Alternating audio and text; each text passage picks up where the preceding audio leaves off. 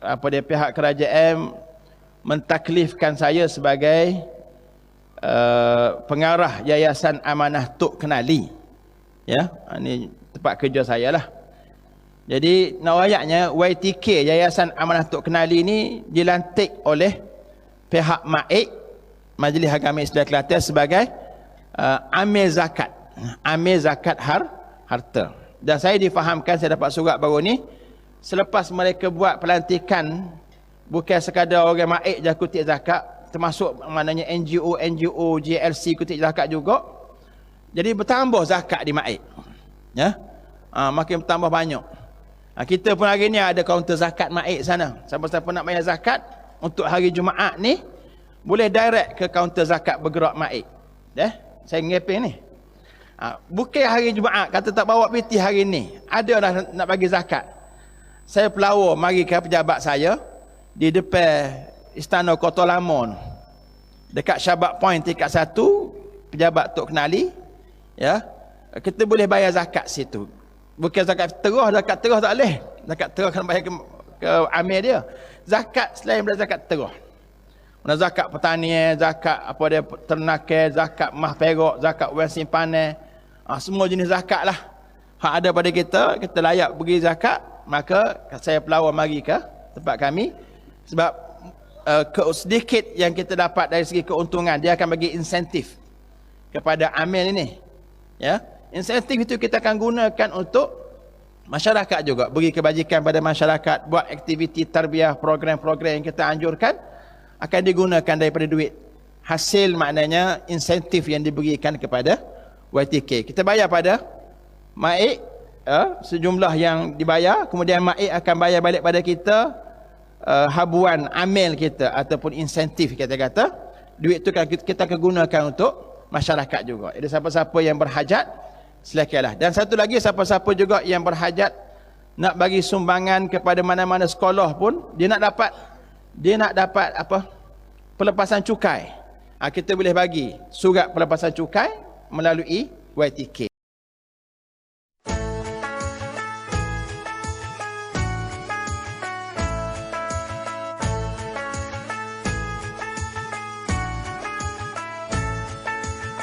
Ramadan tiba, Ramadan tiba, Ramadan tiba. Marhaban ya Ramadan, marhaban ya Ramadan, marhaban ya Ramadan, marhaban ya Ramadan. Ramadan tiba, Ramadan tiba, Ramadan tiba. Marhaban ya Ramadan, marhaban ya Ramadan, marhaban ya Ramadan, marhaban ya Ramadan. Ramadan tiba, semua bahagia, tua dan muda bersuka cita. Bulan ampunan, bulan yang berkah, bulan terbebas api neraka. Andaikan saja Ramadan semua, bulan yang tiba, bulan yang ada, karena besarnya setiap pahala yang dijanjikan kepada kita. Marhaban ya Ramadan, marhaban ya Ramadan, marhaban ya Ramadan, marhaban ya Ramadan. Dalam bersahur ada pahala, dalam berbuka alangkah indah. Menahan diri, menahan lidah, menjaga hati, menjaga mata. Banyakkan amal hari-harinya, pahala datang berlipat ganda. Berlomba-lomba untuk ibadah, dunia bahagia, surga nantinya. Ramadan tiba, Ramadan tiba, Ramadan tiba. Ramadan tiba, Ramadan tiba, Ramadan tiba. Dan semoga setiap jiwa diberikan ampunannya, dan semoga hapus semua kesalahan setiap jiwa. Marhaban ya Ramadan, marhaban ya Ramadan, marhaban ya Ramadan, marhaban ya Ramadan.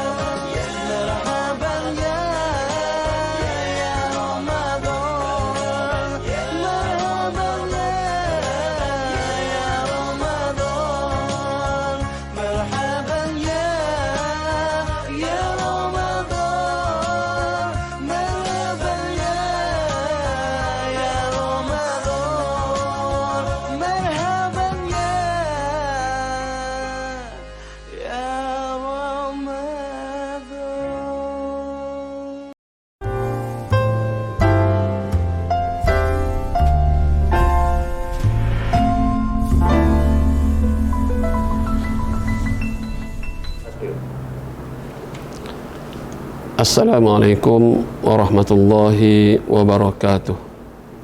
Alhamdulillahi rabbil alamin. Nahmaduhu wa nasta'inuhu wa nastahdihi wa nastaghfiruh. Wassalatu wassalamu ala habibina al-Mustafa Muhammad wa ala alihi wa ashabihi wa man sara ala nahjihi ila yaumiddin. Qala Allah subhanahu wa ta'ala, a'udzu billahi minasy syaithanir rajim. Inna anzalnahu fi lailatul qadr wa ma adraka ma lailatul qadr min alfi syahr tanazzalul malaikatu warruhu fiha biidzni rabbihim min kulli amr salamun hiya hatta matla'il fajr. Sadaqallahul azim. Alhamdulillah, syukur kita ke hadrat Allah Subhanahu Wa Taala. Pada hari yang berbahagia ini kita dapat bersama untuk meneliti saat-saat yang ditunggukan oleh umat Islam dalam setahun, iaitu saat yang paling berharga yang dinilai oleh Allah Subhanahu Wa Taala, satu malam bersamaan dengan lebih 80 tahun yang menjadikan seseorang itu mendapat penghargaan daripada Allah Subhanahu Wa Taala. Sidang penonton dan pendengar sekalian, pertamanya marilah sama-sama kita mengangkat kesyukuran kita kepada Allah Subhanahu Wa Taala kerana Allah menjadikan kita, mengadakan kita dan memanjangkan usia kita dan memberikan kepada kita Islam dan taufik daripadanya sehingga kita dapat melaksanakan perintah Allah Subhanahu Wa Taala. Dan syukur kehadrat Allah kerana menyediakan kepada kita hidayah fitrah. Syukur kehadrat Allah kerana menyediakan kepada kita hidayah hawas panca indera, kemudian akal, lalu diberikan agama iaitu al-Islam, dan diberinya ilham dan taufik kepada Allah untuk melaksanakan segala titah perintah Allah yang termampu oleh kita. Sesungguhnya perjalanan hidup kita daripada alam roh berpindah kepada alam janin, kemudian mengembara ke alam dunia, dan nanti insya-Allah kita akan berlepas pula kepada alam barzakh, dan kemudian akan bertemu dengan alam kiamat dan alam akhirat. Di penghujung sana, wa immal jannah, sama ada syurga, nas'alullah minha, wa imman nar, ataupun neraka, wal iyazubillah minha. Sesungguhnya sifat seorang muslim yang perlu dimiliki oleh setiap kita ialah antaranya, selain daripada tubuh yang kuat, selain daripada kekuatan jasmani itu, diperlukan akhlak, iaitu peribadi yang mantap, yang kukuh kuat, dan ilmu yang lengkap, sanggup berdikari, akidah yang tepat, ibadah yang sah, menunduk nafsu, menjaga masa, urusan teratur, dan akhirnya berguna kepada orang lain, sebagaimana disebut oleh Imam Hasan al-Banna rahimahullah ta'ala. Sidang penonton dan pendengar sekalian, Ramadan sebagaimana kita sedia maklum adalah salah satu daripada perkara yang digeruni oleh musuh-musuh Islam. Antara 5 perkara yang digeruni oleh musuh iaitu Al-Quran, mukjizat yang kekal abadi; haji, tempat perhimpunan umat sedunia; Al-Azhar, Universiti Al-Azhar sebagai pusat ilmu umat Islam; Ramadan sebagai sekolah pendidikan yang disediakan Allah untuk setiap masyarakat Islam; dan Jumaat sebagai tempat perhimpunan kecil dalam masyarakat Islam yang mengingatkan berkenaan taqwa Allah ataupun takutkan Allah Subhanahu Wa Taala. Ramadan ini kalau kita perhatikan dari segi falsafahnya ialah untuk kesucian, sebagaimana syahadahnya keilmuan, salatnya kepatuhan, zakatnya kebajikan dan hajinya sebagai kesejahteraan, itu kata kunci falsafah rukun Islam, maka hasil daripada falsafah itu Ramadan dia memproses untuk membentuk peribadi Muslim yang suci daripada segala benda yang mazmumah, yang tercela, dan dihiaskan dengan segala sifat mahmudah yang terpuji, yang kemuncaknya ialah la'allakum tattaqun, mudah-mudahan kalian bertakwa. La'alla itu memberi maksud i'dad wa tahyi'ah, dengan maksudnya persediaan untuk mendapat takwa daripada Allah Subhanahu wa taala.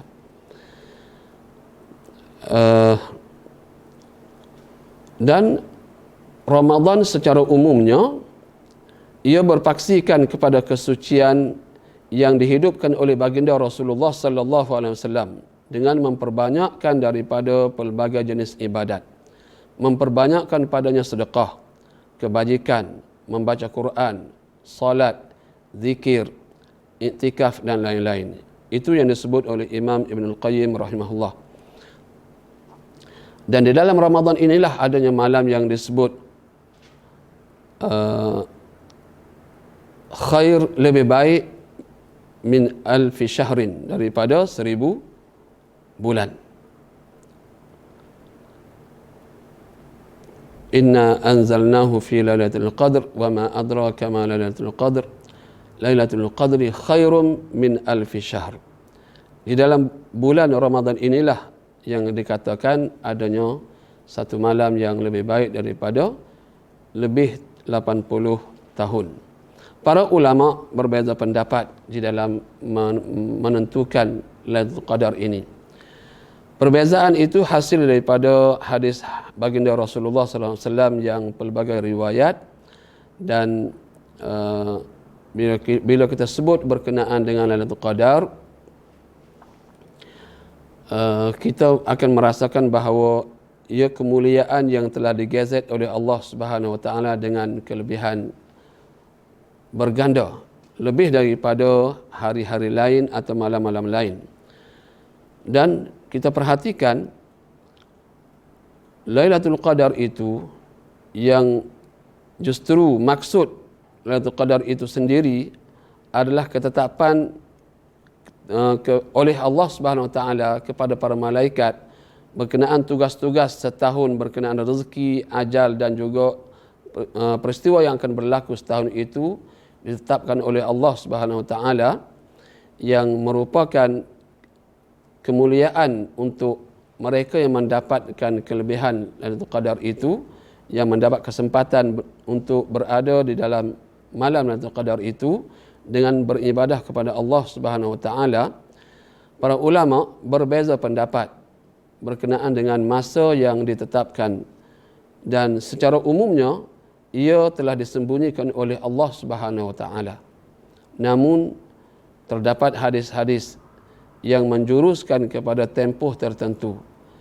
Meskipun ada pelbagai pendapat yang disebut oleh Imam Ibn Hajar Al-Asqalani dalam Fathul Bari, ada 40 lebih perbezaan pendapat di kalangan ulama, tetapi ringkasnya Imam Ibn Hajar menyebut, dan yang paling kuatnya ialah sesungguhnya Lailatul Qadar berlaku pada malam ganjil 10 yang terakhir.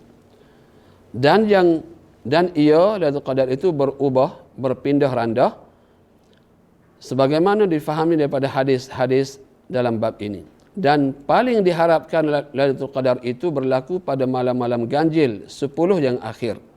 Dan lebih diharapkan daripada malam-malam ganjil itu di sisi ulama mazhab Syafi'i ialah pada malam 21 dan malam 23. Mengikut dua hadis Abu Sa'id dan Abdullah bin Unais.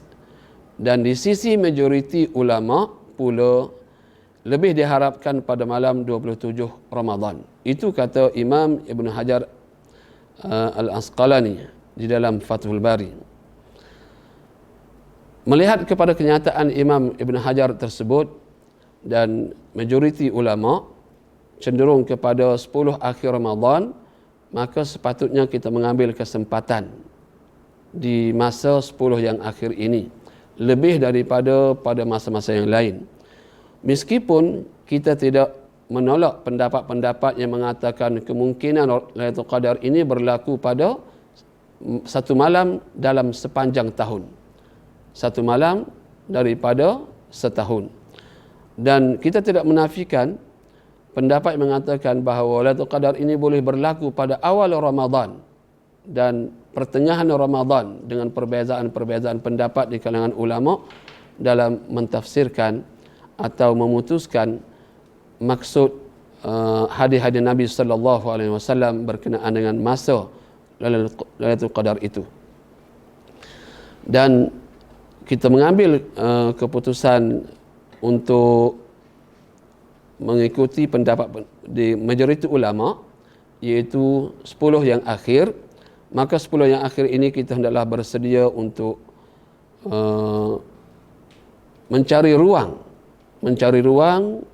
di dalam melaksanakan ubudiyah kita kepada Allah yang menepati sunnah baginda Rasulullah sallallahu alaihi wasallam yang bakal membolehkan kita meraih pendapatan 83 tahun lebih yang dijanjikan oleh Allah apabila kita bertemu dengan Lailatul Qadar itu. Para penonton dan pendengar sekalian,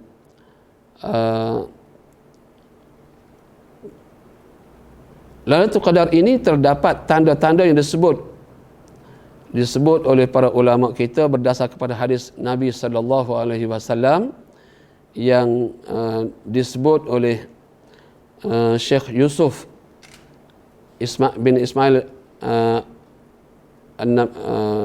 An-Nabhani di dalam kitabnya. Terdapat satu hadis yang menyebut apabila memasuki 10 akhir Ramadan,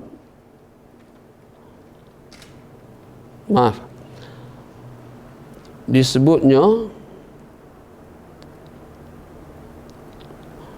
dilihat tanda-tanda, antaranya ialah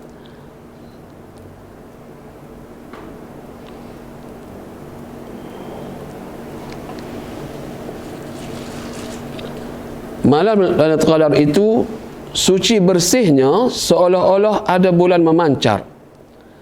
Tenang, tiada kepanasan dan kesejukan padanya. Maknanya seimbang cuacanya. Itu sebagai tanda. Dan Imam Ibn Hajar Al-Asqalani menyebut antara tandanya ialah dilihat segala sesuatu itu sujud. Cahaya di setiap tempat menyerlah sehingga di tempat-tempat gelap pun masih kelihatan bercahaya. Mendengar salam atau ucapan daripada para malaikat dan diterima doa orang yang ditaufikkan baginya. Meskipun demikian, kata Imam Ibn Hajar, Imam Tabari memilih bahawa semua itu tidak mesti dan sesungguhnya tidak disyaratkan untuk keberhasilan Lailatul Qadar melihat dan mendengar sesuatu. Apabila demikian, secara mudahnya, meskipun tanda-tanda itu dikurniakan oleh Allah kepada siapa yang Dia kehendaki, tetapi secara umumnya Lailatul Qadar itu tidak semestinya kita menemui tanda-tandanya. Yang paling mustahak iaitu pada malam Lailatul Qadar itu, pada malam tersebut paling tidaknya kita dapat melaksanakan salat berjemaah Isya dan salat berjemaah subuh. Itulah yang paling kurang atau disebut sekurang-kurang fadilat mendapat Lailatul Qadar.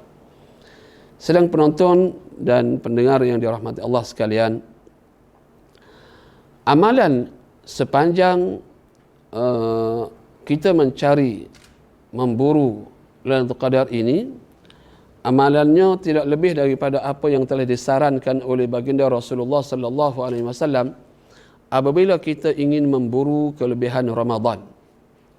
Melainkan kelebihannya ialah pada ijtihad, bil jiddi wal ijtihad, dengan kesungguhan dan ijtihad kita untuk lebih lagi beribadah kepada Allah, meningkatkan usaha kita dalam ibadah kita kepada Allah Subhanahu wa taala. Secara keseluruhannya ialah usaha untuk kita mendekatkan diri kepada Allah dalam pelbagai kerja dan amalan yang boleh kita lakukan. Walaupun keseluruhannya pada bulan Ramadan ini baginda Rasulullah sallallahu alaihi wasallam lebih menumpukan kepada hubungan dengan Allah, antara peribadi kita dengan Allah Subhanahu wa taala, tetapi tidaklah membiarkan tempoh masa yang berlaku dalam Ramadan ini tanpa amalan-amalan yang kemuncak seperti jihad fi sabilillah. Bahkan peristiwa perang Badar berlaku pada bulan Ramadan yang penuh debaran. Dan ini menunjukkan betapa amalan-amalan kita tidak terhad kepada ibadat semata.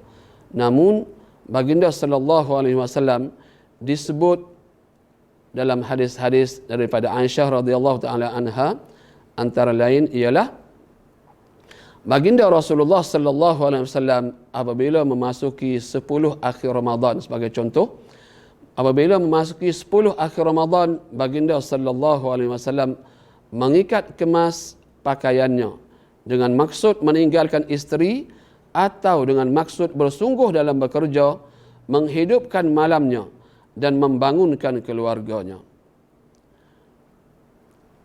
Bahkan ada hadis daripada Aisyah radhiyallahu taala anha mengikut riwayat Imam Ahmad, Ibn Majah dan Tirmizi sebagaimana disebut dalam kitab Al-Mirqat Syarah Miskat, antara lain ialah Siti Aisyah radhiyallahu anha menyatakan, aku berkata kepada Rasulullah sallallahu alaihi wasallam, "Ara'aita, apa pandanganmu wahai baginda Rasulullah sallallahu alaihi wasallam, in alimtu ayya lailatin lailatul qadri, apabila aku mengetahui, sekiranya aku mengetahui pada malam mana malam Lailatul Qadar itu, ma aqulu fiha, apakah aku akan sebut pada malam tersebut sekiranya aku menemui malam itu?" Qala, kata Rasulullah sallallahu alaihi wasallam, quli, katakanlah wahai Aisyah, Allahumma innaka afuwun karim tuhibbul afwa fa'fu anni. Allahumma innaka afuwun karim tuhibbul afwa fa'fu anni. Ya Allah, sesungguhnya engkau maha afuun, maha pemaaf, karim, yang maha mulia, tuhibbul afwa, engkau suka kemaafan, fa'fu anni, maka maafkan daku. Ungkapan dalam bahasa Arab, penggunaan kalimah afuun dia lebih mendalam, lebih tinggi maksudnya daripada kalimah maghfirah. Maghfirah memberi maksud pengampunan, tetapi kemungkinan tidak hilang bekas-bekas daripada dosa tersebut. Kesalahan-kesalahan yang dilakukan masih berbekas meskipun dihapuskan, atau kita katakan ada parutnya yang menyebabkan kita masih merasai kedukaan, kesedihan dan kebimbangan dengan parut masih berbaki itu. Tetapi kalimah afuun adalah kalimah yang menunjukkan kemaafan Allah Subhanahu wa taala tanpa bekas, tanpa meninggalkan apa-apa kesan dan juga apa-apa parut di atas kesalahan yang dibuat yang telah dimaafkan oleh Allah Subhanahu wa taala. Maka doa ini sepatutnya kita sentiasa menyebut dan masukkan dalam doa kita, terutama sekali di bulan Ramadan, lebih-lebih lagi 10 akhir daripada bulan Ramadan. Mudah-mudahan Allah Subhanahu wa taala memberi peluang kepada kita untuk mendapat keampunan yang menghilangkan segala bekas-bekasnya. Sedang penonton dan pendengar yang dikasihi sekalian, dari sudut amalan-amalan yang biasa kita lakukan di dalam bulan Ramadan, antaranya ialah puasa itu sendiri dengan segala adab-adab yang dituntut untuk mendapatkan kemuliaan berpuasa dan sebagai program asasi di dalam bulan Ramadan, ataupun rukun Islam yang asas, rukun Islam yang ketiga atau keempat di dalam rukun Islam yang 5 itu, iaitu puasa, menjadi teras kepada Ramadan yang perlu diawasi, perlu dijaga supaya ia benar-benar memberi maksud kepada matlamat puasa, iaitu la'allakum tattaqun, semoga boleh membuat persediaan menuju kepada takwa kepada Allah Subhanahu wa taala. Lain daripada puasa itu tentunya tilawah Al-Quran, membaca Quran.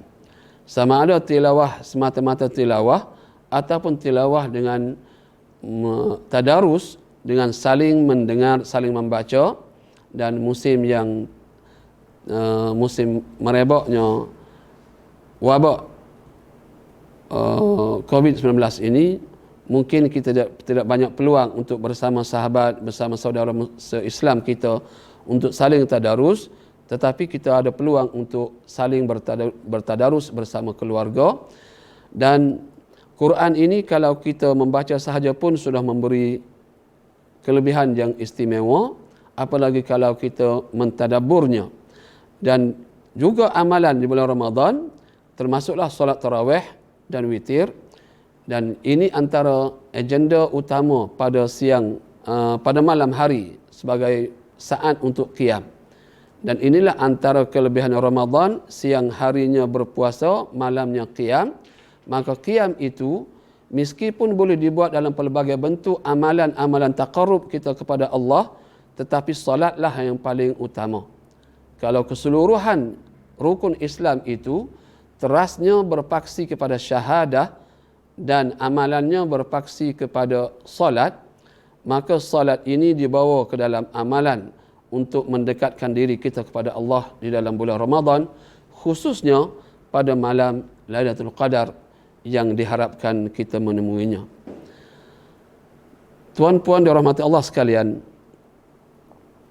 selain daripada tarawih dan witir ini, sedekah ataupun khidmat, kebajikan yang boleh kita sumbang kepada siapa pun, termasuklah kepada anak isteri kita, pada ahli keluarga kita, untuk meringankan beban mereka, termasuk dalam kategori sedekah yang perlu kita usahakan sempena dengan suasana wabak yang berlaku ini, yang kita tidak ada ruang untuk keluar lebih luas ke dalam masyarakat awam. Maka kita utamakanlah kepada sesiapa yang boleh kita dekati, terutama keluarga kita, bantulah mereka, kerana itu adalah peluang untuk kita memberi sedekah. Sama ada sedekah itu dalam bentuk tenaga, sedekah itu dalam bentuk ucapan, sedekah itu dalam bentuk wang ringgit, sedekah itu dalam bentuk apa saja yang boleh membantu kepada ahli keluarga kita dan mereka yang dekat dengan kita. Dan selain itu juga, ialah hendaknya kita berusaha mengambil peluang yang masih belum menjadi budaya dalam masyarakat kita, iaitu al-i'tikaf di masjid.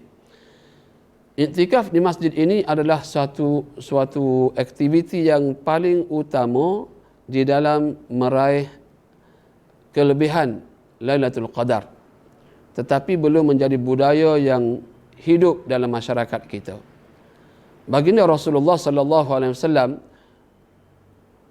banyak beriktikaf di bulan Ramadan, dan lebih-lebih lagi pada 10 yang akhir, sehingga kan baginda sallallahu alaihi wasallam tidak keluar daripada masjid kecuali atas hajat-hajat yang diperlukan, yang tak boleh dielakkan, sehingga kan boleh katakan hampir keseluruhan 10 hari terakhir, 10 malam yang terakhir dan 10 hari yang terakhir Ramadan itu, baginda sallallahu alaihi wasallam berada di rumah Allah, di masjid, dengan melaksanakan amal ibadat khusus hubungan hamba dengan Tuhannya. Justru kita perlulah berusaha untuk mengambil peluang. Kalaupun kita tidak mampu untuk berdikari, berseorang diri, berdiri atas kaki sendiri untuk melakukan iktikaf ini kerana sebab-sebab yang tertentu, paling tidaknya hendaklah kita mengadakan muafakat dengan ahli jemaah yang boleh berada di masjid dalam tempoh-tempoh tertentu untuk kita berada dalam suasana iktikaf. Paling tidaknya ialah sekarang ini, justru kita tidak boleh berada lama di masjid atas sebab-sebab musibah wabak, maka kita boleh mengambil masa-masa tertentu seperti selepas asar sehinggalah kepada hampir berbuka, ataupun sebelum fajar untuk kita berada di masjid dan kita membuat iktikaf sempurna dengan kelebihan 10 akhir Ramadan dan khususnya kelebihan malam Lailatul Qadar. Selain daripada itu, ada lagi perkara yang boleh diamalkan sempurna dengan Lailatul Qadar ini, termasuklah juga memudahkan urusan kita dalam segala bentuk urusan kita dengan masyarakat dengan publik, apalagi dengan ahli keluarga, dan juga termasuklah lebih-lebih lagi kita nak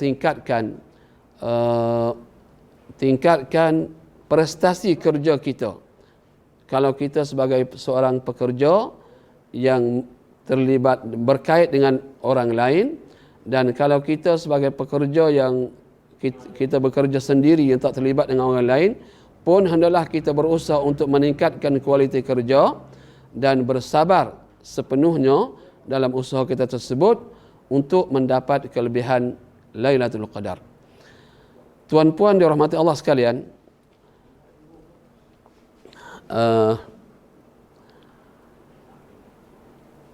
di dalam hadis yang diriwayatkan oleh Imam Bukhari dan Muslim,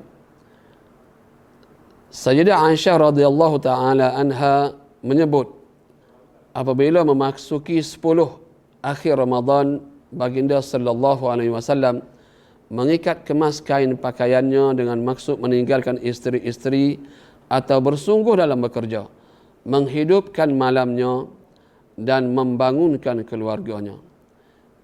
Hadis ini boleh kita lihat bagaimana baginda Rasulullah sallallahu alaihi wasallam mengambil peluang untuk beribadah ini bukan sekadar untuk peribadi, bahkan berusaha untuk meningkatkan kualiti ibadah ini bersama-sama ahli keluarga. Dan tentunya ahli keluarga kita itu, sama ada ia menjadi beban kepada kita di sisi Allah atau dia akan menjadi pembantu kita di sisi Allah, maka kita hendaklah berusaha mempersiapkan diri kita dan keluarga kita pada hari ini dengan mengajak bersama ahli keluarga untuk kita mendekatkan diri kepada Allah Subhanahu wa taala.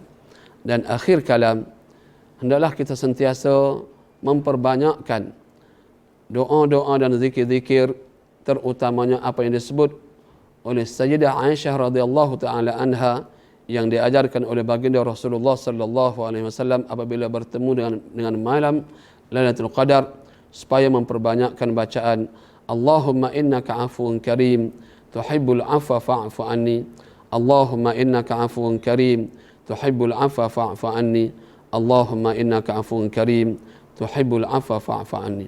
Aqulu qawli hadha wa astaghfirullahal azim li wa lakum. Wassalamu alaikum warahmatullahi.